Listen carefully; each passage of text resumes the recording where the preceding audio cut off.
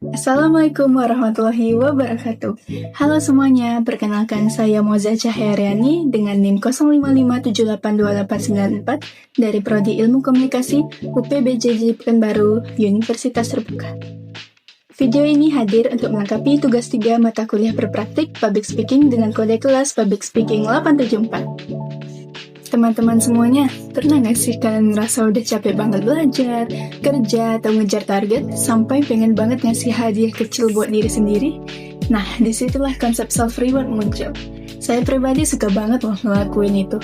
Kadang setelah seharian sibuk, saya pasti bakal beli makanan atau enggak minuman kesukaan saya sambil istirahat sedikit, dan rasanya tuh kayak akhirnya aku bisa nafas dulu. Tapi pernah gak sih teman-teman mikir self-reward itu bisa juga jadi kebiasaan yang salah kalau enggak dikontrol dengan baik?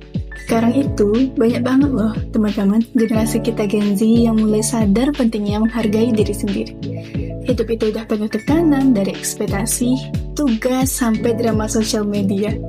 Gen Z itu udah dikenal unik banget ya, multitasking, problem solver, tapi gampang stres juga karena tekanan sosial dan standar kesuksesan yang tinggi. Jadi ya wajar aja ya kalau kita butuh sesuatu untuk nyenengin diri sendiri. Menurut Dialogika 2025, self-reward jadi salah satu cara Gen Z untuk menjaga batas sehat mereka di tengah dunia yang serba cepat dan kompetitif. Mereka bukan cuma pengen sukses, tapi juga pengen bahagia dalam prosesnya. Juga ada dari artikel Kumparan 2024 dijelaskan kalau budaya self-reward di kalangan Gen Z muncul karena mereka ingin menyeimbangkan hidup. Mereka itu sadar kalau cuma fokus kerja atau belajar tanpa jeda, hasilnya malah buruk dong. Dengan kasih penghargaan kecil ke diri sendiri, motivasi bisa balik lagi, semangat pun keisi ulang. Jadi konsep self-reward itu yang kayak gimana sih? Nah, contohnya banyak banget ya teman-teman ya. Ada yang self-rewardnya sekedar beli makanan atau minuman favorit, nonton film atau juga nonton konser, olahraga, traveling, beli figuran animasi kesukaan, nongkrong di kafe atau sekedar seharian santai. Setelah tuntas ngerjain to-do list itu juga termasuk self-reward kok.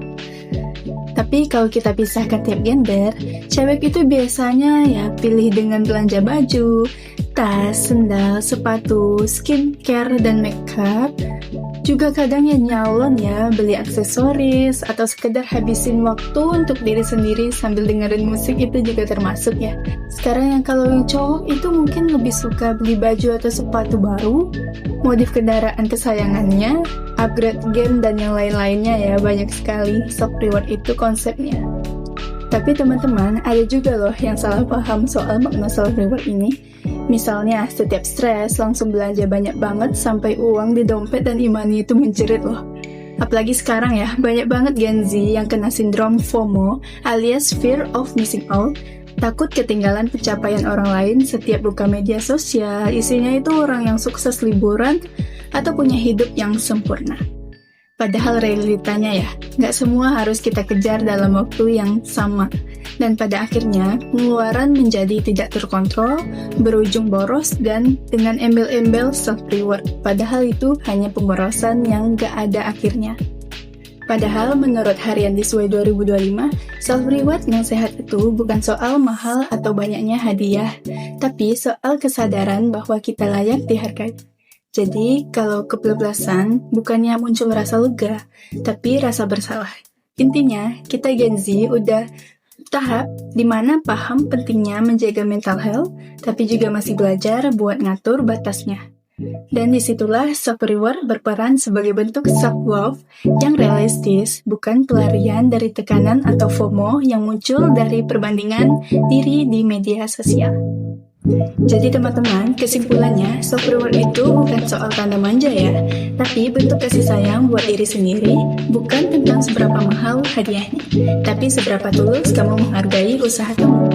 Asal dilakukan dengan sadar dan enggak berlebihan. Self-reward itu bisa bantu kita jadi generasi yang bukan cuma produktif, tapi juga bahagia dan seimbang. Jadi kalau nanti kamu capek, stres, atau merasa tertinggal dari orang lain, jangan lupa ya kasih waktu buat diri kamu sendiri, karena kamu pantas banget loh dirayakan sekecil apapun langkah kamu hari ini. Terima kasih ya, sampai jumpa.